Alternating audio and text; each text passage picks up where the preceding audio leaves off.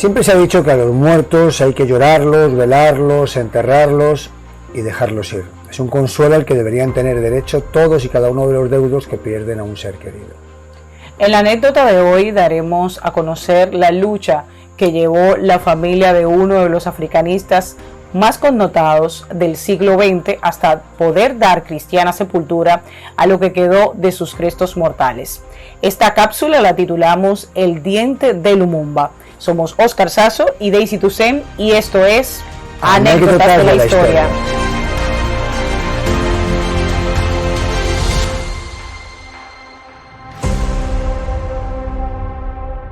Como antecedente debemos abordar que durante el siglo XIX se produjo el reparto colonial en África entre las metrópolis dominantes.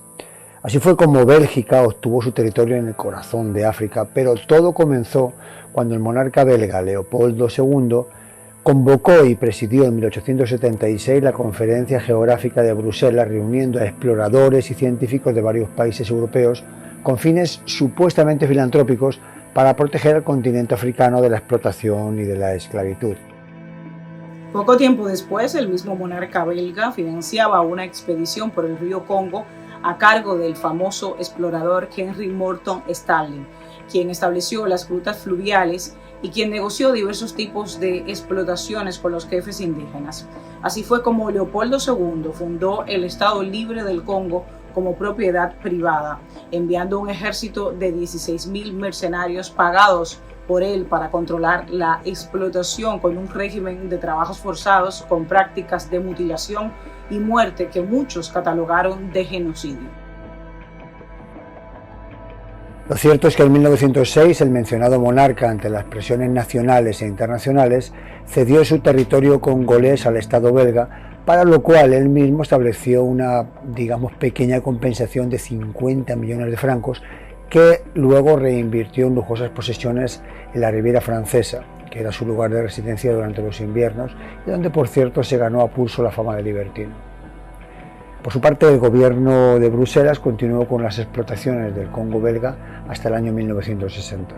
A finales de los 50, una conciencia antiimperialista provocaba que varios líderes nacionalistas lucharan por la independencia de la nación.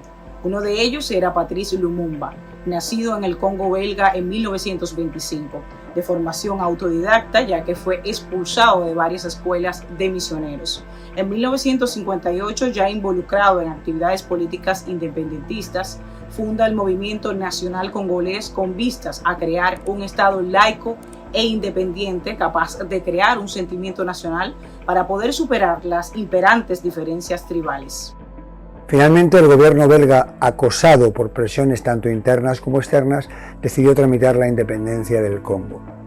El día 30 de junio de 1960 se celebraba una mesa redonda en Bruselas a la que invitaron algunos líderes negros.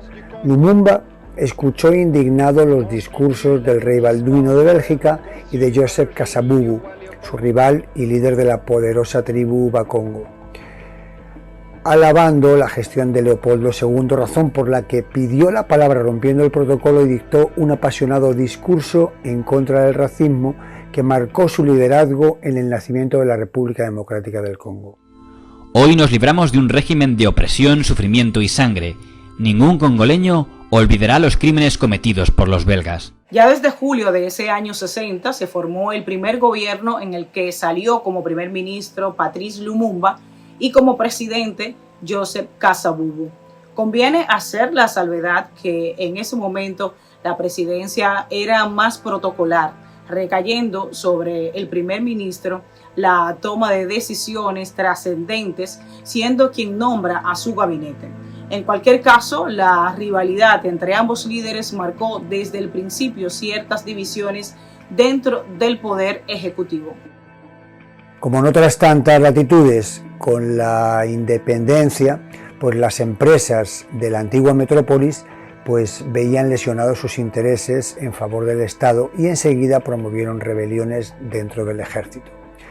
Lumumba reaccionó con la destitución del comandante en jefe de las Fuerzas Armadas, que además era belga, y además también ascendiendo a los oficiales nativos en un intento desesperado por controlar la situación, pero ya se estaba gestionando incluso la secesión de Katanga, que era una región rica en oro, cobre, diamantes y uranio, y estaba liberada por Moïse Tombé, respaldado por el gobierno de Bruselas, que además envió tropas, decían, para salvaguardar intereses y vidas de los europeos, cuando en realidad lo que hicieron fue apoyar la separación de tan rica y codiciada región.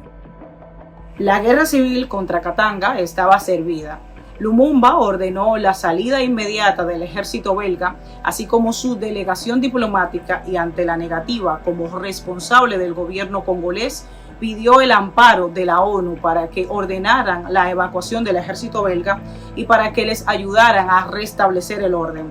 Pero lo cierto es que la ONU no se involucró seriamente en el conflicto y, por supuesto, el gobierno belga no retiró sus efectivos. Por esta razón, Patrice Lumumba tomó la difícil decisión de pedir protección a la Unión Soviética, lo cual encendió todas las alarmas del bloque capitalista, inmerso como estaban en plena Guerra Fría, lo que provocó fuertes presiones hacia el presidente Kasavubu para que exactamente a los 67 días de la toma de posesión destituyera al primer ministro.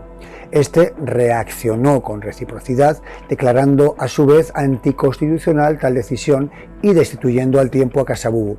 En fin, ambos ordenaron a Mobutu, que era el jefe del ejército y luego sería futuro dictador, detener a su rival, pero al final Mobutu lo que hizo fue un golpe de estado el 5 de septiembre y puso a Lumumba bajo arresto, apartándolo totalmente del gobierno. Los partidarios de Lumumba iniciaron una contraofensiva y debió ser ahí cuando el presidente norteamericano Dwight Eisenhower propuso una salida radical al conflicto, decidiendo junto a las potencias occidentales la eliminación física del primer ministro por el peligro que suponía su vinculación, aunque fuese coyuntural, con la nación soviética. Al negarle a la ONU su protección, Lumumba teme por su vida y trata de escapar para unirse con sus tropas leales, pero fue detenido por los hombres de Mobutu, quien tras su apresamiento presenciaba impasible cómo sus hombres maltrataban a su antiguo jefe, incluso delante de su esposa. Luego, junto a dos de sus ministros, fue trasladado en avión a Katanga, siendo brutalmente golpeado durante todo el trayecto. Finalmente, fueron fusilados de madrugada junto a un gran árbol. Esto lo hizo un pelotón de fusilamiento que estaba dirigido por oficiales belgas y además estaba presenciado por el presidente katangués Sombé. Su cadáver jamás fue encontrado. Al parecer había sido una operación organizada por las inteligencias belga y norteamericana en complicidad con ciertos elementos militares del Congo. La versión oficial hablaba de una fuga, posterior reconocimiento y ejecución por parte de lugareños, pero nadie creyó la historia. La ira se extendió por todo el mundo. La izquierda internacional acusó al gobierno de Bruselas y las embajadas belgas de muchos países fueron atacadas por indignados manifestantes. Recordemos que el éxito de la Revolución cubana estaba muy reciente y los acontecimientos del Congo allí causaron indignación. En el caso concreto del comandante Che Guevara, entonces inmerso en las múltiples obligaciones de su cargo como ministro de Industria, desde su despacho, que estaba en el 9º piso del ministerio, observaba indignado la maniobra imperialista del Congo y ya comenzaba a sopesar el hecho de integrarse a su causa tal y como lo había hecho en Cuba, por mucho que él fuera argentino. Ahora, en ese Congo tan lejano de nosotros y sin embargo tan presente, hay una historia que nosotros debemos conocer. Unos años después se embarcaba en esa nueva cruzada en apoyo al Comité de Liberación Nacional del Congo, aunque como terminaría reconociendo él mismo con escasos resultados. El país africano continuó su curso arrastrando sus conflictos, pero en el año 2000, unas explosivas declaraciones del ex policía belga Gerard Soet ante la agencia francesa de noticias AFP confesaba su participación en la ejecución de Lumumba, así como en la desaparición de sus restos, dando los detalles de que el entonces ministro del Interior, Griffith Munongo, había ordenado la desintegración de los restos para evitar que su tumba se pudiera convertir en un icónico lugar símbolo de la independencia colonial. En el transcurso de 2 días, Soet, en compañía de otro agente belga, descuartizaron los cadáveres y los metieron en recipientes con ácido. Los residuos los hicieron desaparecer en una gran hoguera. Según los detalles que contó a la agencia francesa, finalmente solo quedaron algunos dientes, pero antes de esparcirlos, decidió quedarse con uno, debió ser como trofeo de caza. Esa gente murió poco después de esta reveladora confesión, pero el escándalo llevó al gobierno belga a disculparse formalmente en el año 2002 por su implicación en el asesinato. En el 2011, la familia de Lumumba presentó una querella ante los tribunales de justicia belga hasta esclarecer los detalles de la ejecución. Y en el 2016, la policía belga confiscó el diente a los sucesores de Zoet, que por cierto aparece con una corona de oro. Pero no es entregado a la familia hasta el 2022 en un emotivo acto en el que Juliana, la hija del héroe africanista, recibía formalmente los restos de su padre. El diente de la discordia sobrevoló el Congo, donde fueron dados 3 días de luto para las pompas fúnebres de Patrice Lumumba. El actual presidente de la República Democrática del Congo, Félix Tshisekedi, al hacer uso de la palabra dijo: finalmente el pueblo congoleño puede tener el honor de ofrecer un entierro a su ilustre primer ministro. Estamos terminando el luto que comenzamos hace 61 años.